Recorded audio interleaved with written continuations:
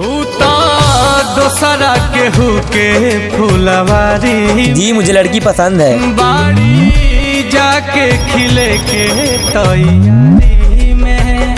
Hello, अभी तू कहाँ है? यहाँ अंजलि को लड़के वाले देखने आए हैं। क्या कर रही है तू? बताना क्या कर रही है तू? छोड़ो उसे। दुनिया क्यों कर रही है ऐसा? भैया की मर्जी से शादी हो रही है।